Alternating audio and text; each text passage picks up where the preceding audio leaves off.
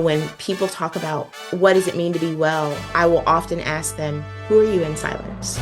Who are you when no one is there, when there are no applause, there are no achievements, when you're just left with yourself? Are you at peace? Are you content? Are you grateful? Are you good? That's a deep level of a healthy self-image that if nothing else about you changed. Cue music. Places, everybody places. We're starting in 3, 2. Welcome to the Autoimmune Hour, where we look at the rise of autoimmune disorders. I've brought together top experts that range from doctors, specialists, nutritionists, researchers, and even those recovering from autoimmune to bring you the latest, most up-to-date information about autoimmunity and how to live your life uninterrupted. Thank you for joining us here on the Autoimmune Hour with Sharon Sayler. Always seek sound legal, medical, and or professional advice regarding any problems, conditions, and any of the recommendations you see, hear, or read here on the Autoimmune Hour, Understanding Autoimmune, and Life Interrupted Radio. Join the Autoimmune Hour's Courage Club. Sign up now at understandingautoimmune.com. Now, back to your host, Sharon Sayler. Welcome, everyone, to the Autoimmune Hour. I'm Sharon Sayler from SharonSayler.com and, of course, from UnderstandingAutoimmune.com, where you can find over 460 plus episodes of this show. And we're continuing to go strong. We started the show in January of 2015, and here we are in January 2024, and still finding great information and finding great people to share with us. So everyone in our community, thanks for being with us through this entire journey and look forward to many, many more years together. And tonight we have Dr. Charryse Johnson back. You'll remember she's from the book Expired Mindsets. Sorry about that. I guess we could be inspired to work on our That's what I was thinking. Yes. Well, and you guys might remember that she's a veteran psychotherapist and an award-winning speaker and author of #1 best-selling book, Expired Mindsets, as I said. And she's got a new book out. And let me read the title, just get it correct. Get Off the Scale and Heal. I love it. It's a great book. It's really not a weight loss book, okay, guys?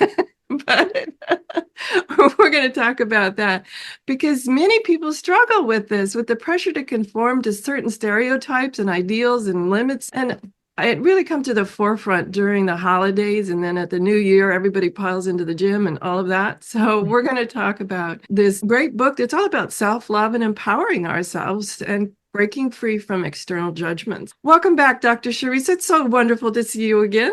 Oh, I'm so happy to be here. And I loved your reaction about the book because if I'm honest, I totally did that on purpose, right? I totally made it to where people would go, wait a minute, is this person who is all about body positivity talking about losing weight? Absolutely not.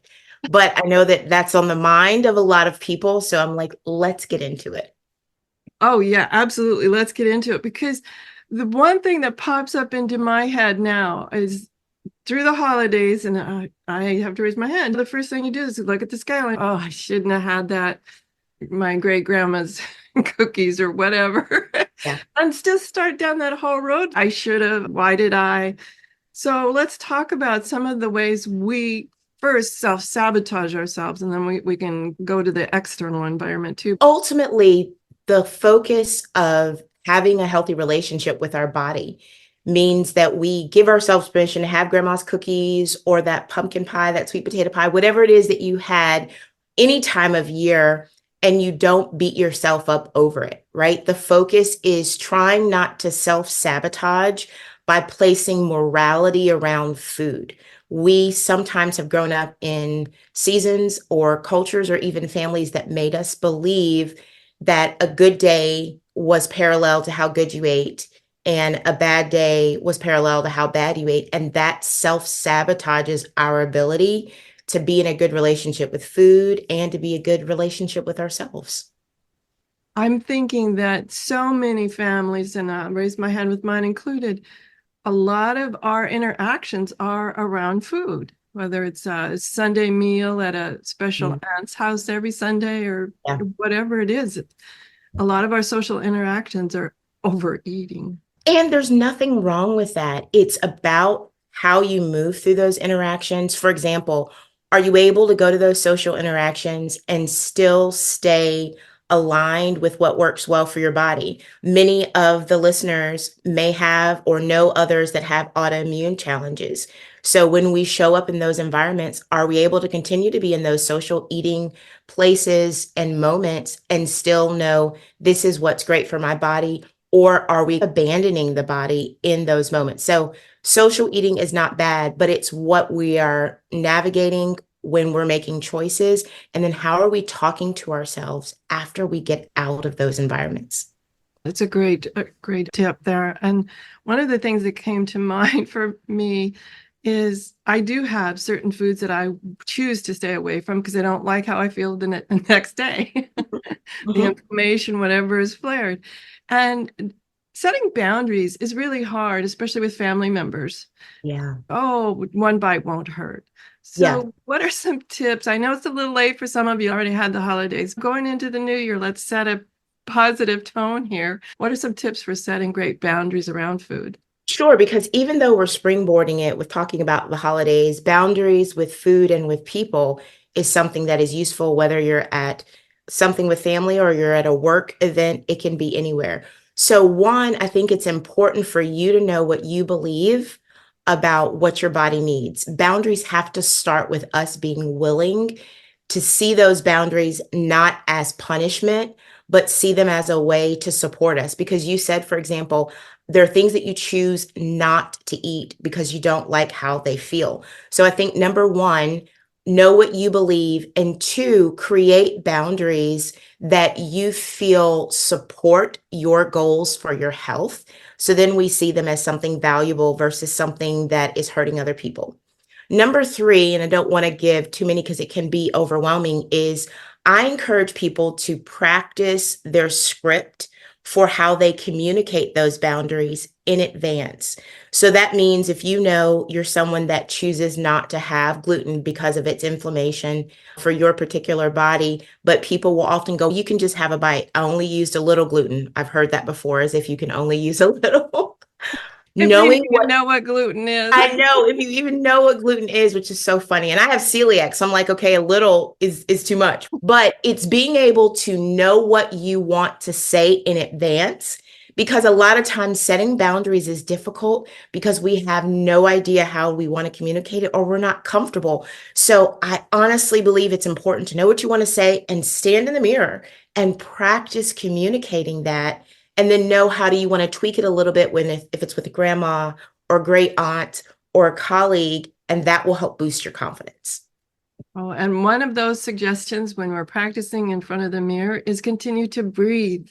I Mhm. notice when I'm going into a stressful conversation, I have to remind myself, okay, take a Yeah. couple of deep breaths here. Let's get some oxygen to the brain. Yeah, there's a lot of anxiety around being seen and doing something different. What makes boundaries sometimes challenging is that if you're in a place and it feels like nobody else has boundaries, we can have a lot of thoughts and anxiety in our head. One other thing that I talk about in the book that it made me think of when you were talking about families and what we've learned is I talk about the Clean Plate Club and the origin of the Clean Plate Club and how some of us overextend our own personal and physical boundaries because we've been taught you need to finish everything on your plate or you need to finish everything that you've been given. And then we don't feel good afterwards. So I want people to think about boundaries in terms of the boundaries that they want to keep with themselves and the boundaries that they would love to communicate with other people so they can wake up the next day and feel great. Oh, absolutely. And you made me flash back to my childhood. I remember the lecture about all the starving children. And it Yeah. wasn't just within my family. I'm thinking of girlfriends from that time. You'd have a meal at their house and it was the same script. And the Clean Plate Club was created during wartime when food was scarce. But what we have to realize now is for most of us, not all, we're not in a season where food is scarce anymore.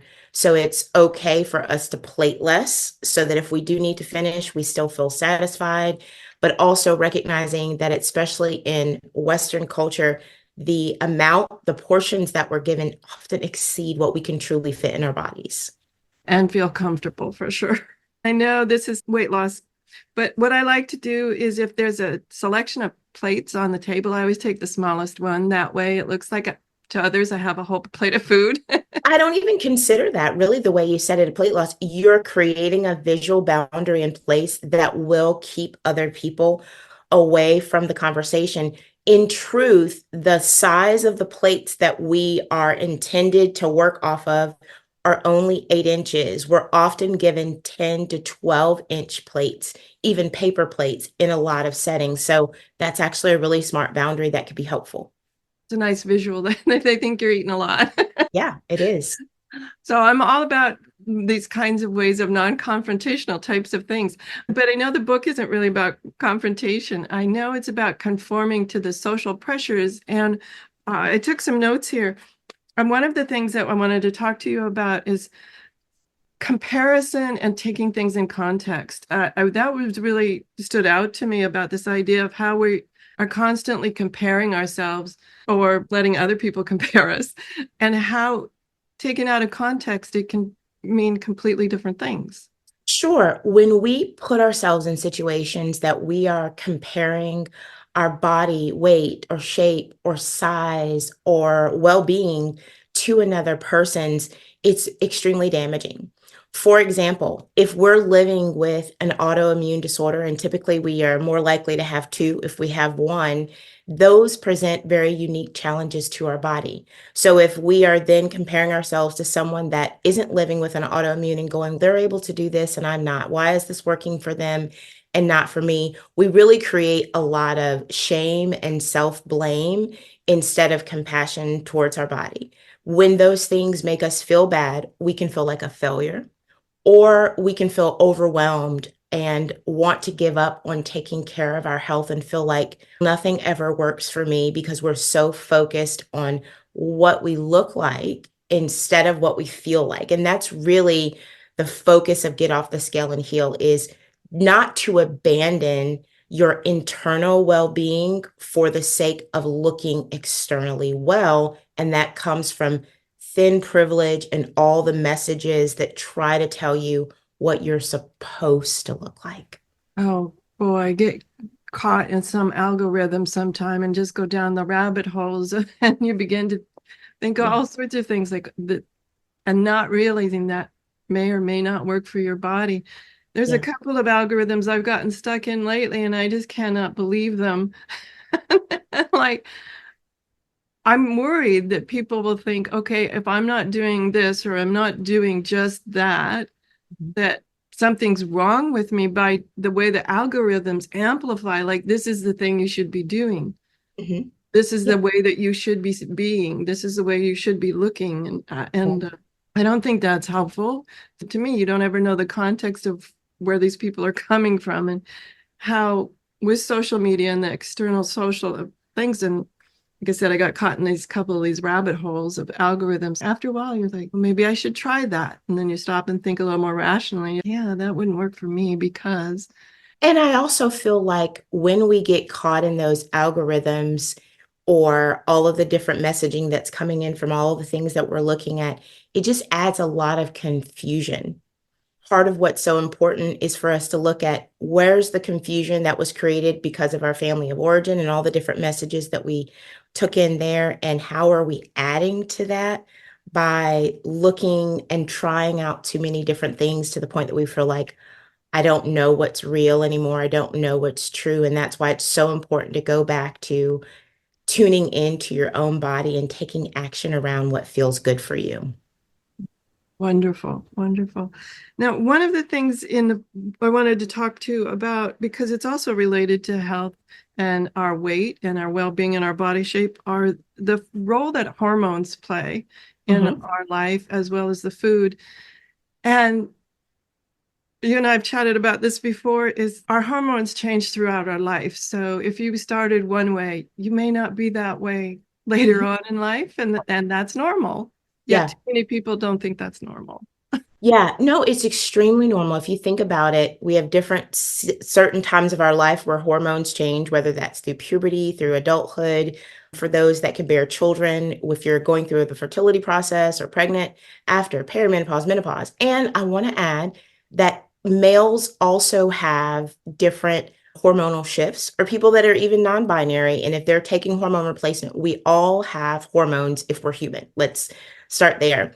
And hormones play a significant factor in how our body metabolizes food, in whether or not our brain and our digestive system are in sync and give us the right messages around hunger, around satiety.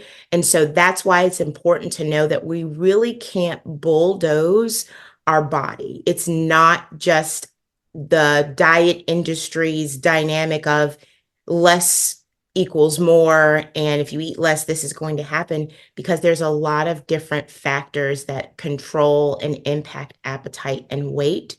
So it's important to look at all of those. And that's why I want people to not allow the numbers underneath their feet to tell the whole story. If you feel like, hey, I'm sleeping well, I'm hydrating, I'm moving my body, I'm eating to the best of my ability, and something doesn't feel right, that's when you want to seek out support of a professional, instead of just thinking, let me keep reducing myself down because I'm trying to meet a certain goal. Absolutely. Now, two things came up for me, and one of them that I want to speak to first is oftentimes with autoimmune, there are food sensitivities, but the one problem I see happening, and I know it's not directly addressed in your book, but it's very tangential to it, is oftentimes whether you have one or more authority, shall I say, in your life, they'll say you're sensitive and take out. And I've heard people take out dairy, eggs, nightshades, gluten, sugars, and pretty soon they're left with a handful of foods, thinking that they're being healthy, but not realizing that they've been eating like 5 or 10 foods for a year or more. And when you reduce yourself down based on your own information instead of qualified information, you're also then eliminating a lot of nutrients you need, and that will then impact sleep, impact mind health, impact gut health, impact hormones. So a couple of things that I will often encourage if people are feeling frustrated and trying to figure out what to do, meet with a licensed dietitian and talk to them about various food sensitivity testing that can be done so that they get a more accurate read using either their saliva or blood work. And then they'll get information that says, here's what we know about your body, versus you sifted through the internet and found this information and you want to see if it works, because we're not one size fits all. And then they can walk with you through the process of, do you need to make some changes and take things out? But if you take this out and this has vitamin K in it and vitamin D, then here's some other foods that we want to make sure you add so that you have good comprehensive health. So I think a lot of people get to that situation because they're really looking to feel better, but it can be very dangerous. And then they can end up in a situation where they've reduced their foods down so small that their body is not in a healthy place. And then sometimes they end up with me because one of my specialties is eating disorders. And I've had a lot of individuals get there because they became over focused or hyper focused on trying to find that perfect way of eating. And then they weren't eating enough. Right. Or so much of one thing that it was affecting their health in an opposite direction. That's where we have the conversation about a licensed dietitian and nutritionist to help you understand that that's not healthy. Influencers, Google, and TikTok are really not trained and qualified to give you that kind of information. It's important for us to go to licensed professionals who can be there with you and help you stay healthy through the frustration. Absolutely. And even if it's good advice, like there's certain people with all the qualifications on social media, and it's really great advice, but is it great advice for you? Yeah. They don't take into account, it's a very generalized, they don't take into account your genetics, your prior health history, your time of life. And so it's important that we get very selective on that. Now, I took a bunch of notes. Okay, let's do it. I'm good with it.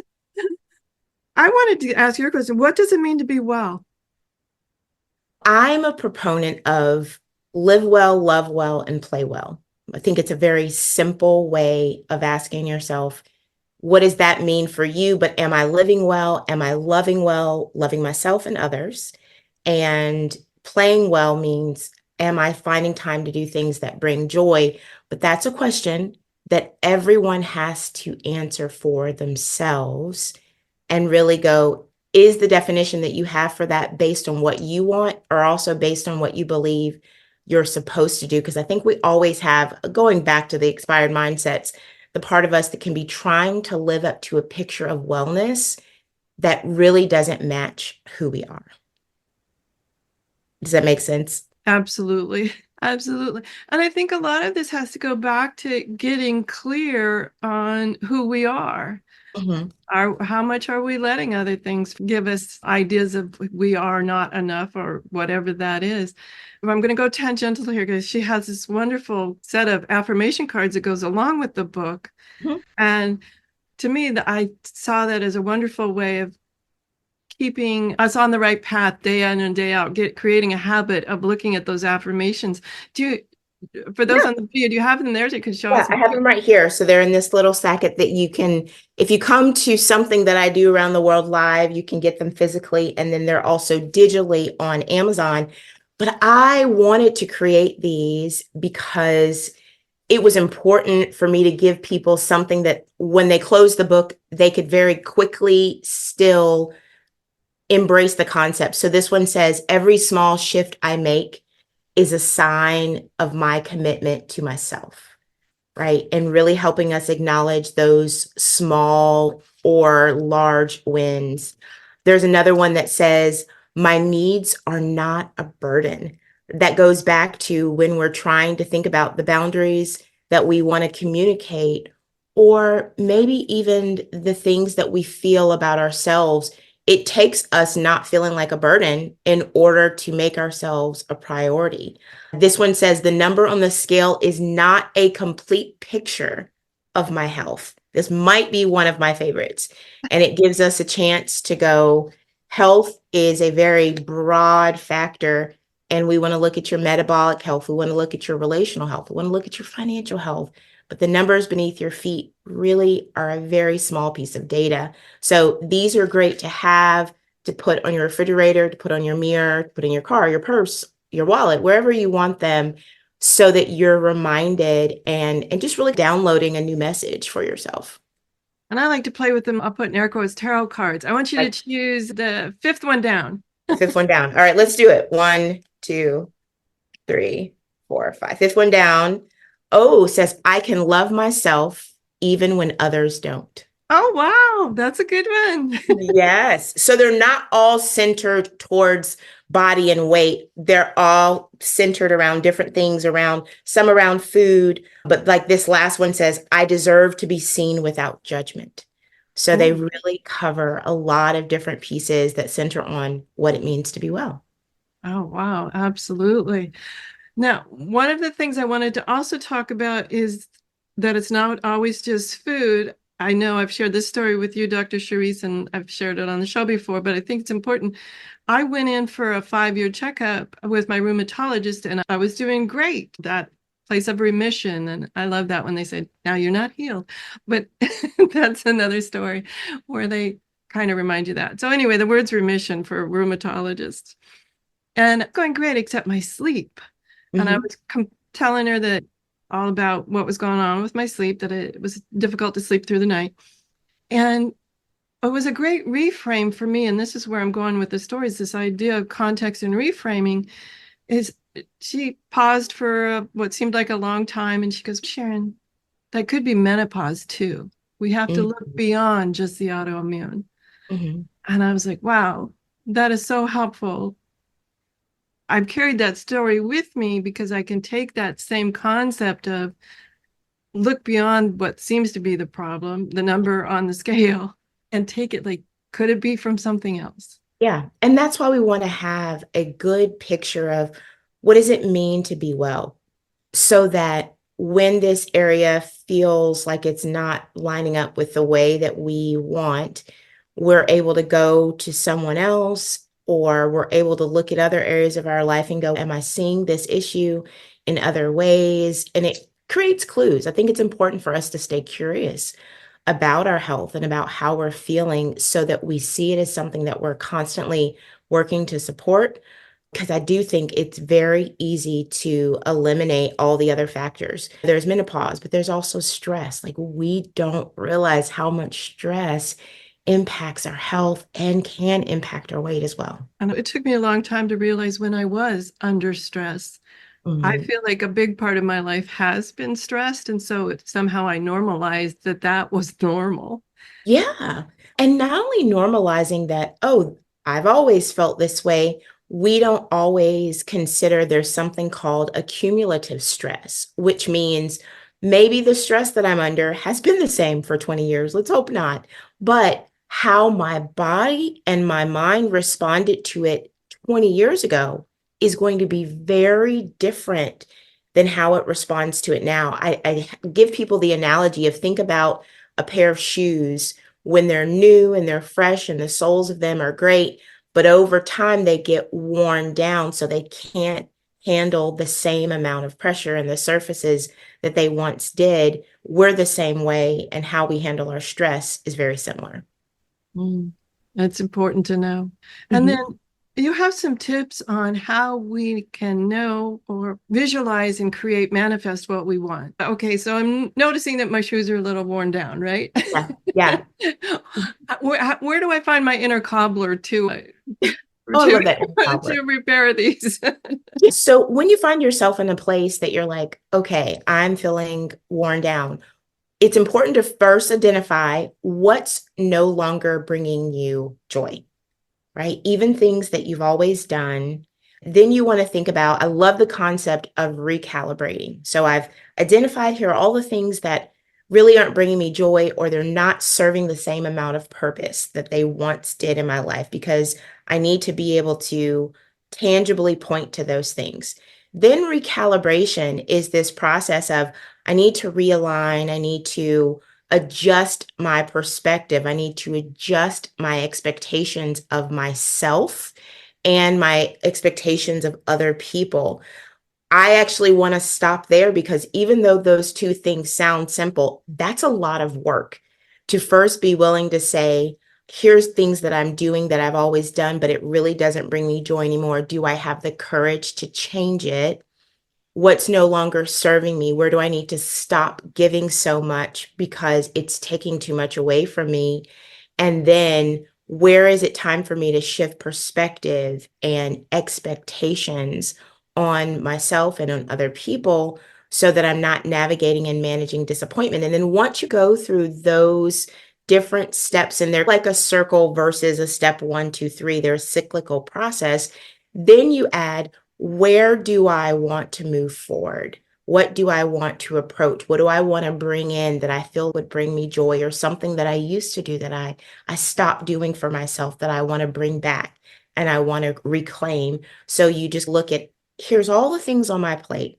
What needs to come off, and what do I want to put on my plate, so that when I look down, I like what I see again. I love that. I have a tangential question about, since I don't live in a little bubble all by myself, oftentimes there are certain places when I'm doing that process of yours where I'm looking out and going, how much am I projecting on other people, and so really that I have to take control of it? Or am I meddling or worrying too much about something I have no control over? All these external questions, besides or including what makes me happy, what brings me joy, really asking those hard questions of, what part am I playing in this? How am I recreating some of the drama that I'm complaining about? So even when you get to the point of asking yourself, what no longer serves me, that's not just about the things that we do. It might be about my attitude towards certain things. It might be, it's not serving me to be overly concerned about what's going on in the life of my child, because they're an adult and I don't have control over their decisions. But I'm putting so much emotional energy directed towards trying to manage a life situation that is actually theirs to manage. So I have to work on backing that away. So you really hit this great point of insight. We have to focus on the only thing that we have the ability to choose is our own response. And sometimes that means releasing the part of us that thinks if I do this, then this person will do what I want. If I do this, then this person may act the way that I want them to, because there are no guarantees. Yeah. If this, then that, that rarely works, especially with other people. Yeah. And just a side note, the one thing nobody ever told me, and it seems so obvious, but I say having adult children is harder than small children. Oh, that's a whole series within itself.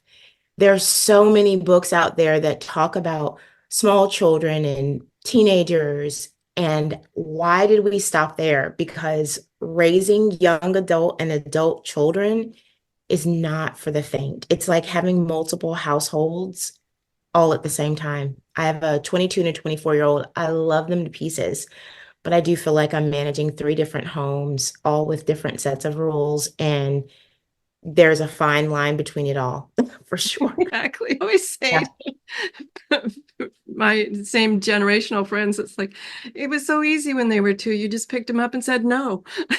Yeah. Yeah. And now a lot of times, as like I say, and even with my friends, sometimes you just have to be there to hold the space and grace for them and for yourself as you're going through these changes. And reminding yourself that holding space doesn't mean that it's your responsibility to fix everything. Sometimes it's not your role to fix anything. Just be there. Let your power be in your presence, and then figure out, okay, now what do I need to do to leave this space and leave whatever was happening here? Because if I carry it with me, it's too much to carry, or it's not mine to carry. I like both of those are true. Yeah. Yeah. Not an or, and. How's an Yes. and? And on that note, I see when I get with Dr. Sharice, I blow through my commercial breaks. We need to take a quick commercial break because we're late in taking it, guys. So we'll be right back. The Autoimmune Hour will return after these messages from our sponsors. It's great sponsors like these that keep this show coming to you every week. Be sure and stop by understandingautoimmune.com to learn more. Your conscious lifestyle on steroids. Om Times Radio. IOM FM. Hi, it's Olivia Munn with my shelter pets, Frankie and Chance. Say hi, guys. When I adopted them, I discovered that they both have incredible personalities. Chance's sole purpose in life is to love and to be loved. Frankie is a little bit of a scoundrel and always entertaining. They're a little bit of a lot of things, but they're all pure love. Adopt pure love at theshelterpetproject.org. Brought to you by the Ad Council, the Humane Society of the United States, and Maddie's Fund. Om Times Magazine is one of the leading online content providers of positivity, wellness, and personal empowerment. A philanthropic organization, their net proceeds are funneled to support worldwide charity initiatives via Humanity Healing International. Through their commitment to creating community and providing conscious content, they aspire to uplift humanity on a global scale. Om Times, co-creating a more conscious lifestyle. Listen and imagine.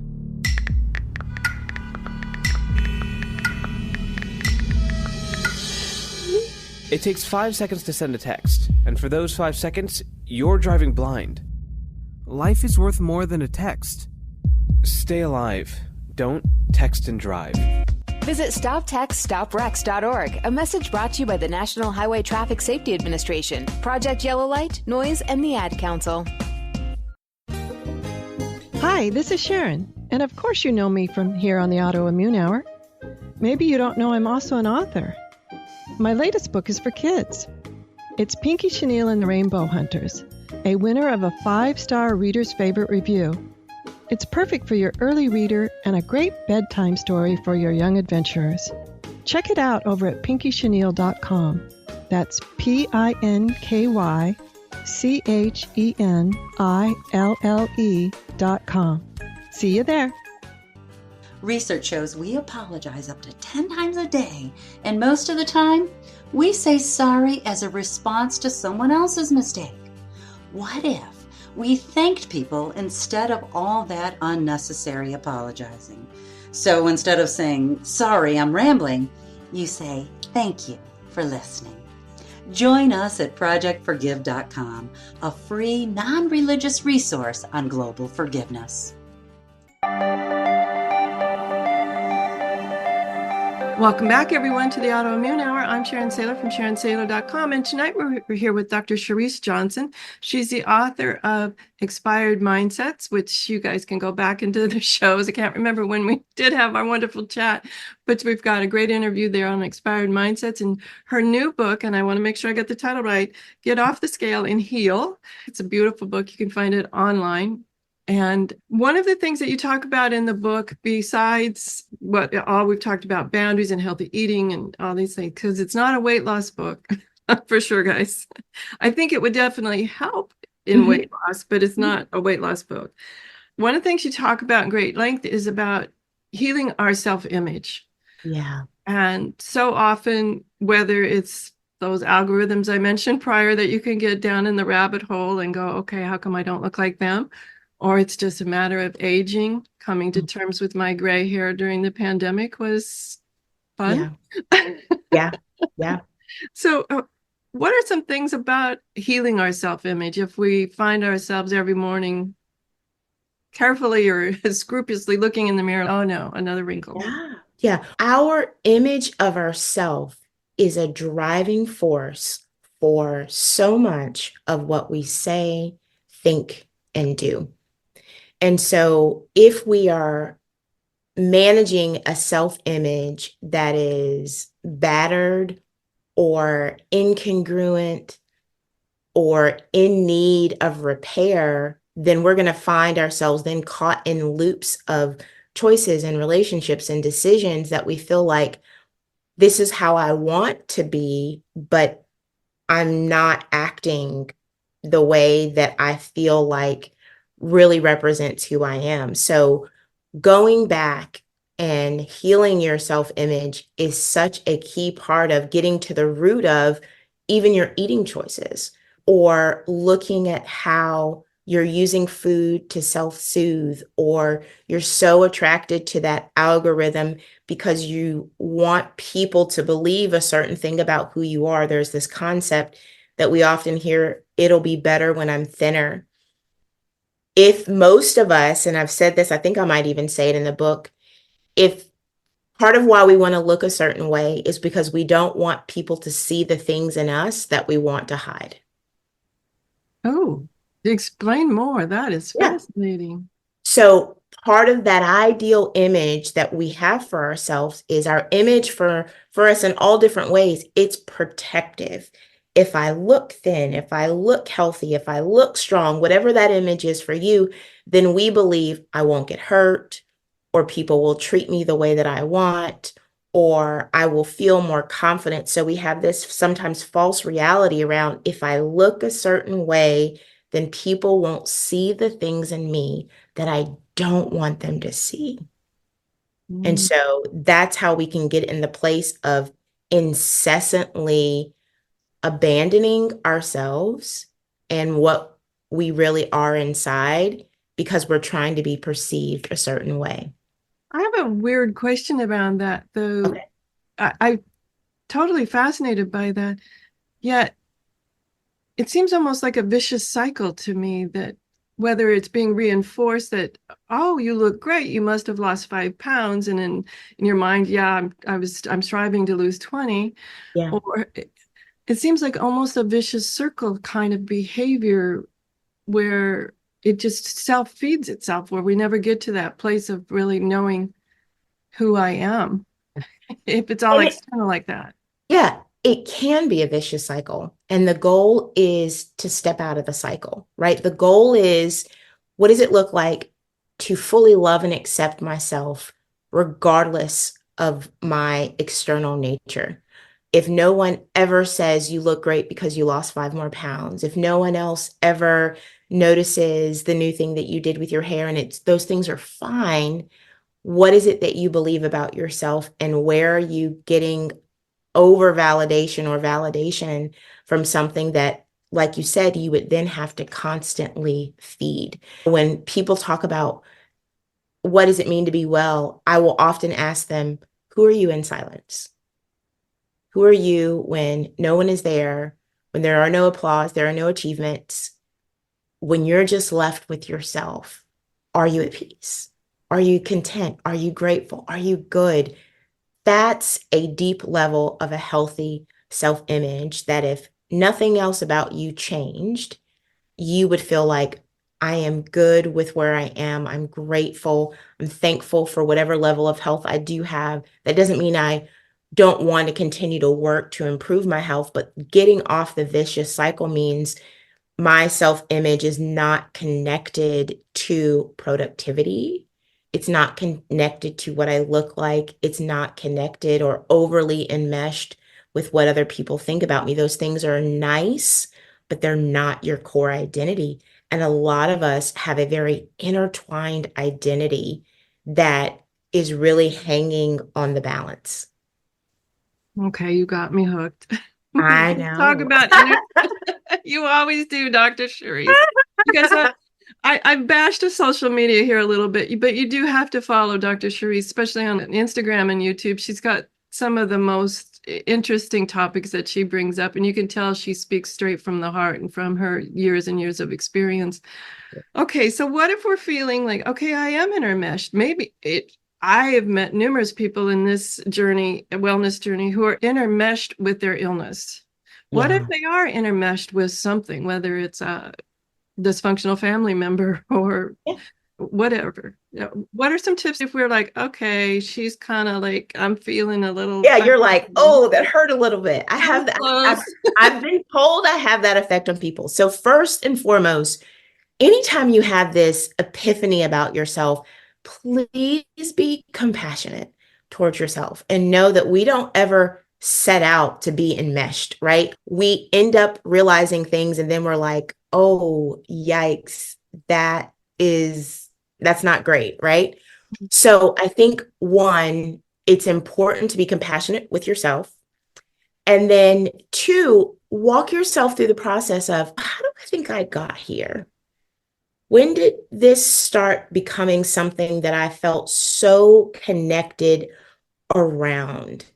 And that's important because we do need to know, are we looking at something that is relatively new and situational, or are we looking at a generational pattern that has been in place and kind of passed down? Because that's going to be a little bit more difficult. And so that is something that you can do by making a simple timeline of your experiences with whatever person or situation that you feel like you've been enmeshed in. Then the next piece would be, who am I if this wasn't in place the way it was?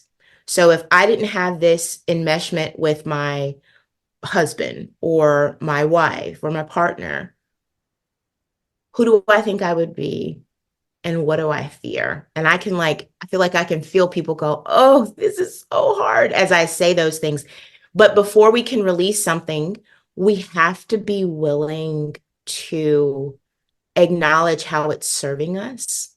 And once you can identify that need, oh, I'm so connected here because this makes me feel calm and helps me manage my anxiety when my children need me, then we can identify, okay, so what I need to work on is how to self-regulate and provide my own sense of calm and no longer hold them responsible for being that in my life, because they're not always going to be here.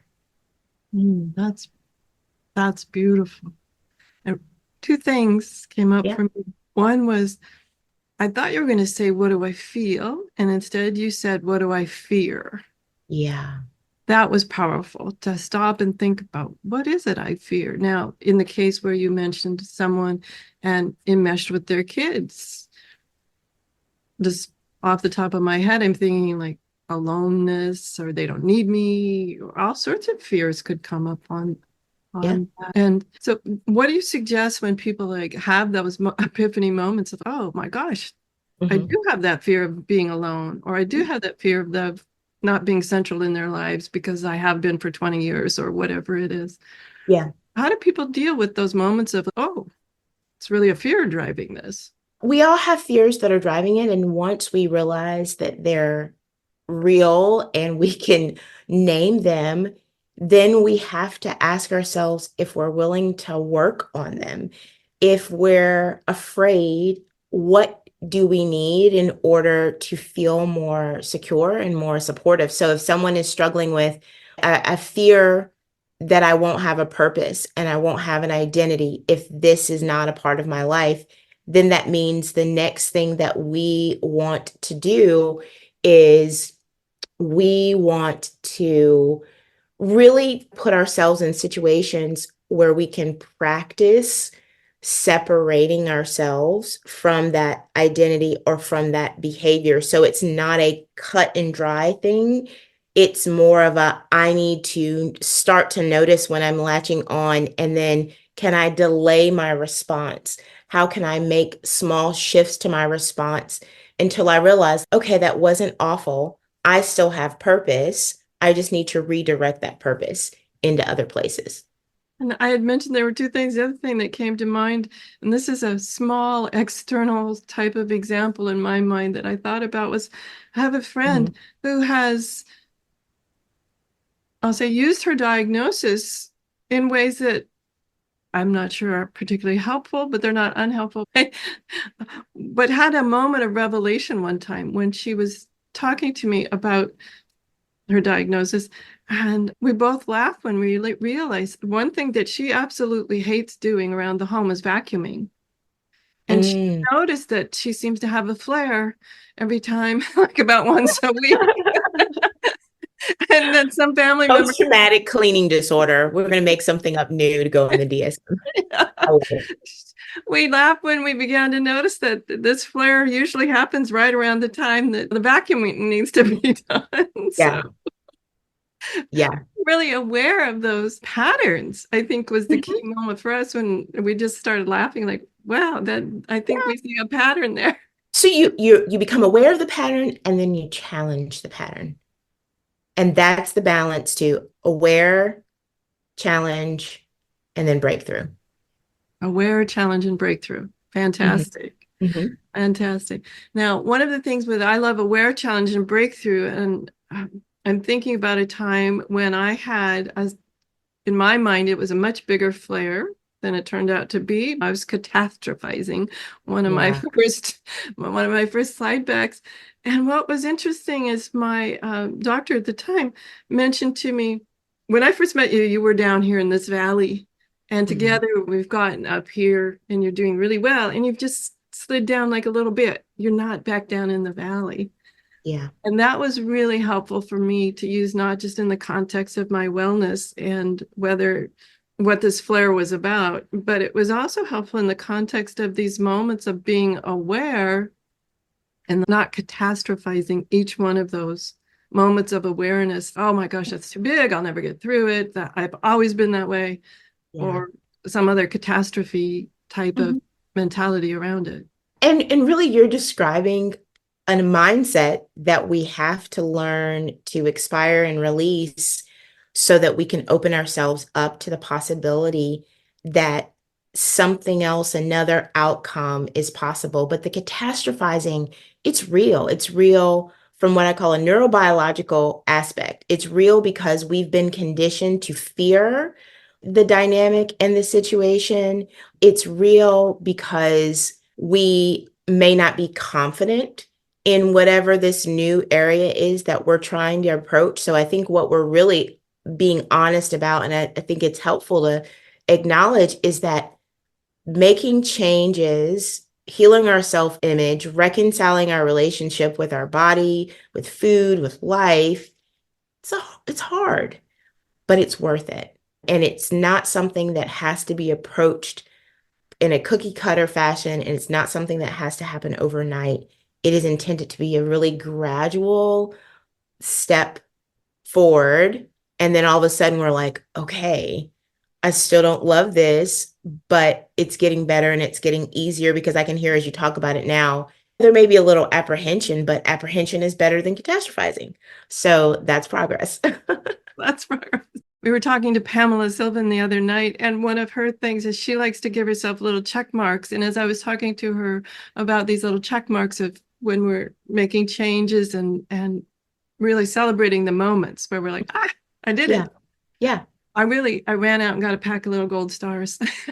Oh, wow. I don't know, but it's from my childhood. It's a really good feeling. Yeah. It sounds silly to be at my age and have gold stars, but it was a friendly, it's a reminder that has warm feelings for me. Oh, you got a gold star. So yes, you did. You got a gold star. Isn't it funny? I don't know. I think gold stars are great no matter how old you are. We were just all conditioned, and maybe some of that's age, because I don't even know if they use gold stars anymore, but you could give me one in any day and I would be like, oh, thank you. Yeah. I know, it's a funny thing. The check mark is nice, but as I was talking to Pamela, I was like, no. And I went and got myself a packet. You can still find them, guys. And felt good to have my little gold stars here. Now we just have a couple of minutes left. When I get with Dr. Sharice, time gets away from me. Yes. What would you like to share? Tell us where to get your book, and then any final thoughts. So I would love to share that you can get the book on Amazon, and pretty much that's the easiest place to get it. I did not do it on Audible. Always want to put that in there. People ask, because part of it is like a workbook. Like there are some areas where you get to walk through and ask yourself questions about how do you deal with tough memories and emotions, and what ways have you moved forward and made progress away from your traumas. So the tangible part is there. The other piece that I want to just always leave everyone with is better is always possible. And it does not mean that you don't want to be content, but it's just reminding yourself that you're not stuck where you are unless you choose to stay there. That's fantastic. And give us your website. So website is www.drcharryse.com, and Sharice is spelled DrCharryse. And then I'm probably most active on Instagram, which is Dr.Charisse_J. Fantastic. And you can find her everywhere too on the social medias, but her Instagram is awesome. She always gives great tips and images with lots of things that we can do and think about. Thank you so much, Dr. Sharice, for sharing some time with us at the beginning of the year here to set us on a really eventful and wonderful track. And everyone, have a great week, whatever your adventures. And join me next week for another brand new episode. Enjoy. The information provided on the Autoimmune Hour, Understanding Autoimmune, and Life Interrupted Radio, including the websites understandingautoimmune.com and lifeinterruptedradio.com, plus social media, is for educational purposes only. What you read, hear, and see on the Autoimmune Hour, Understanding Autoimmune, and Life Interrupted Radio, and its websites, and other media outlets is based on experience only. The information should never be used for any legal, diagnostic, or treatment purposes. For the next few minutes, we'll be providing a guided meditation. Meditation is a positive way to help reset your day and does require specific, targeted attention and focus. Please do not drive or operate machinery during this time. As we say here, drive when you drive and meditate when you meditate.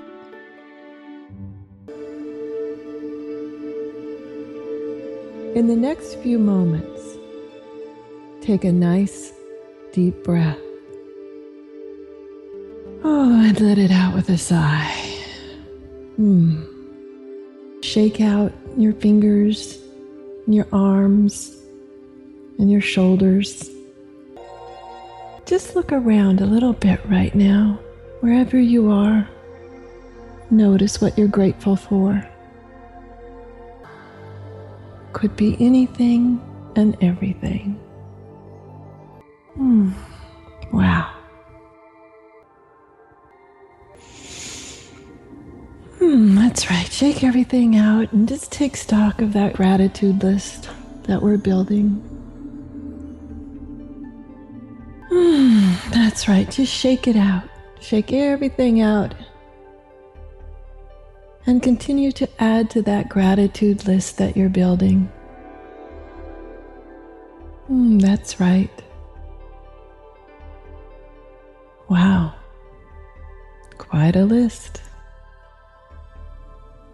That's right. What are you grateful for about yourself? Add that to this growing gratitude list. Don't be shy. Don't be humble. Come on.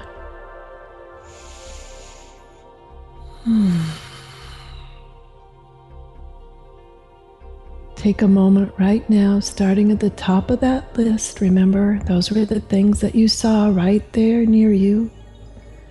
And count them down, anchoring each one with a beautiful breath.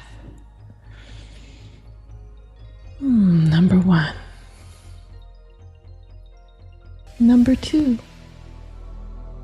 Continue on down your list, anchoring each one with a breath and let it out with a sigh.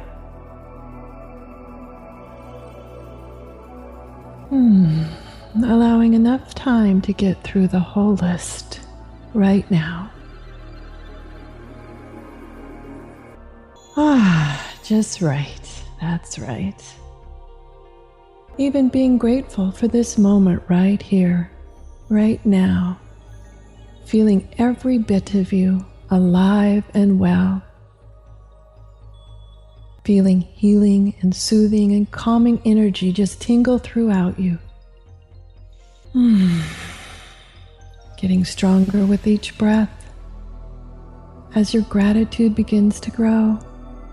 Wow. What a list. That's right. Wow. And coming right back now, full of energy, happy to be here, and feeling grateful. Wow, welcome back. Go in gratitude and enjoy your day.